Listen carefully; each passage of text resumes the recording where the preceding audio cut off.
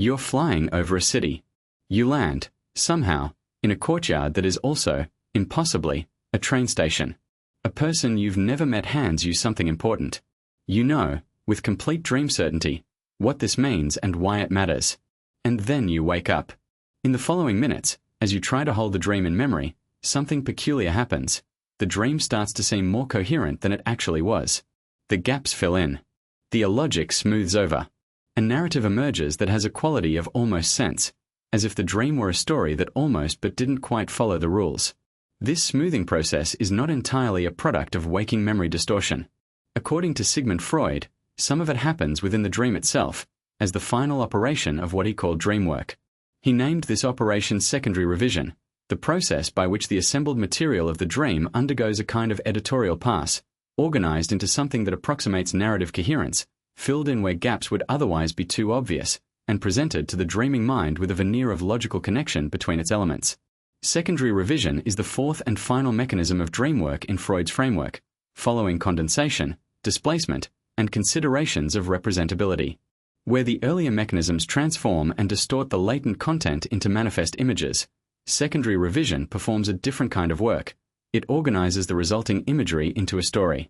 The raw output of condensation and displacement, composite figures, displaced emotions, symbolic representations, is assembled by the dream into a sequence that has the superficial form of a narrative, even when the underlying logic is entirely dreamlike. Why does the mind do this? Freud's answer was characteristically elegant. Secondary revision is the dream work's final concession to the sleeping mind's need for intelligibility.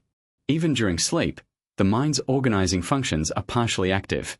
The waking mind is a narrative building machine.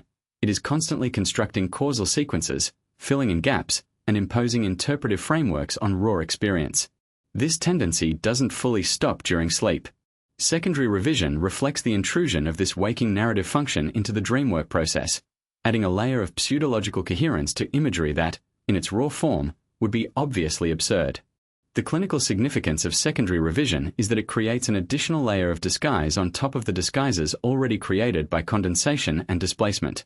When the dreamer begins to describe the dream, what they describe is already partly a secondary revision product, an edited, smoothed version of the raw dream experience.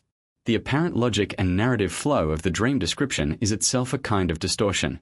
This is one reason why Freud emphasized that the dreamer should report the dream as fragmentarily and approximately as it actually appeared, without attempting to impose greater coherence on the account, since the imposition of coherence was itself a secondary revision operation. There is something philosophically rich in the concept of secondary revision that extends beyond the specific theory of dreaming. The mind's tendency to impose narrative coherence on raw experience is not limited to dreams. In waking life, we constantly perform secondary revision on our own experience, constructing retrospective narratives that explain why things happened the way they did, attributing coherent intentions to behaviors that were actually driven by unconscious or impulsive forces, organizing the chaos of lived experience into stories with characters, causes, and meanings. The narrative self is, in Freud's implicit framework, always at least partly a secondary revision of a messier underlying reality. Recognizing secondary revision in your dream reports means learning to treat the apparent coherence of a dream narrative with some skepticism. The parts that seem most logically connected may be the most artificially assembled. The moments where the dream seems to be making sense may be exactly the moments where the secondary revision is working hardest to disguise what doesn't quite fit. Genuine dream analysis often requires dismantling the narrative that secondary revision has produced, returning to the raw, illogical fragments, and working with those rather than with the polished story the mind has built around them. Subscribe to Psychology. Theories explained for more psychology breakdowns every week.